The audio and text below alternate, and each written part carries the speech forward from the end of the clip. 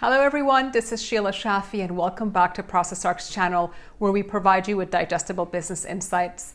At the very beginning of these series, we discussed the notion that there are a lot of ideas that are floating around, making it very difficult for us to be able to sift through it all in order for us to make relevant and quick business decisions. Ideas like artificial intelligence, blockchain, robotics, combined with other ideas that have been around for a very long time, like Lean, Six Sigma, Agile, and design thinking. I thought what I want to do in this video is using a graphic that I developed that's not the most profound of graphics, but a graphic nonetheless to help us understand how some of these ideas are related to one another, what ideas are completely independent while others have deep dependencies with one another, and how do you go from one to the other if they are not necessarily connected. So without saying too much more, let's jump into it so at least we'll begin to have some context and a reference point for all of our future conversations. The best way to read this graphic is really from the roots to the branches. This is really my attempt of trying to make sense of all the trends and tools that are out there.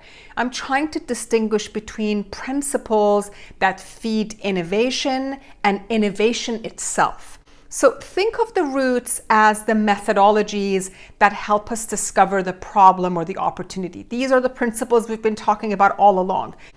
These methodologies, when you combine them all together, really begin to create and support a culture of innovation within the organization. Now, as we move away from the roots into the trunk, that really symbolizes the integration of all these methodologies that allows us to have the skills for creative problem solving. It's hard to imagine a company that doesn't employ one of these methodologies in today's world. And I would probably venture to guess, based at least on our experience, is that one of these alone is just not going to be enough to give you the full toolkit of creative problem solving. Now, if we start moving outwards again, moving away from the trunk towards the larger, the bigger branches, these are some of the major initiatives that you have been hearing about: client experience, business transformation, employee experience.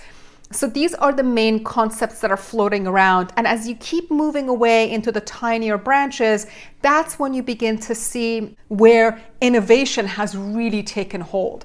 Artificial intelligence, robotics, big data, blockchain, Bitcoin. These are all the innovation that has come about because a company or someone identified a constraint point within a business or within an industry sometimes. I mean, think about blockchain. That's an innovation that's not necessarily a business specific, but rather industry-wide and even across industries, trying to resolve issues around data sharing so that you can make decisions better.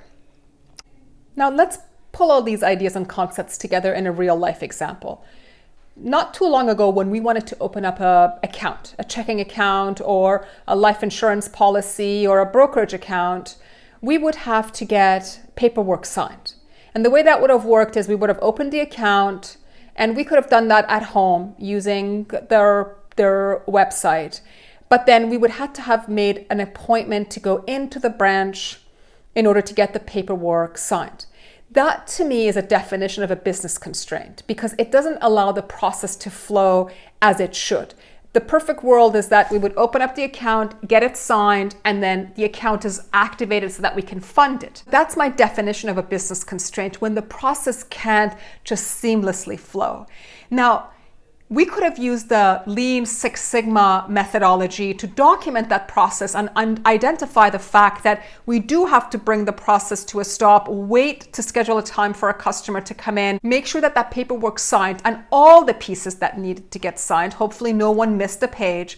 And then we would have had to take all that paperwork, sent it to the doc management team in order for them to index it and ensure that they got stored in the right place. And we would have had to have sent a copy to the customer.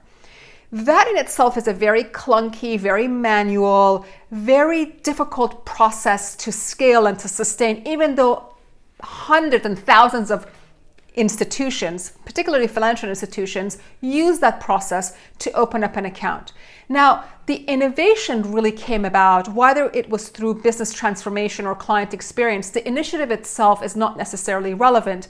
The most important part is the innovation that came about. And one of the most significant innovations that has been around for some time is e-signature, which allowed us at our own leisure, open up an account online, use e-signature capability to provide signature on all relevant and applicable pages on the document. And then I would have had a copy, and at the same time, the system would have, using doc management capabilities, stored the document in its appropriate place. That's where innovation comes from. That's where e-signature ultimately is nothing but a tool that enabled us to remove a constraint from a process. And I want to distinguish between innovations that allow us or enable us to move the process forward so that we can improve the client experience, from the methodologies like Lean Six Sigma that allow you to innovate. It is really the Lean Six Sigma design thinking and agile methodology that bring about or help identify the constraint point, the issues in the business that then, if thought through properly, can result in innovation that help you do the transformation, improve client experience, and improve employee satisfaction. Now, one final note on this graphic and the context that I've been trying to provide with how all these ideas tie to one another is that ideally the way you want to go about it, just like I highlighted in this example, is that you want to move from the roots all the way up to the tips of the trees, which means you would use the methodology to identify the business constraint, use the creative problem-solving skills to come up with a relevant and a robust solution, which by definition is an innovation in itself.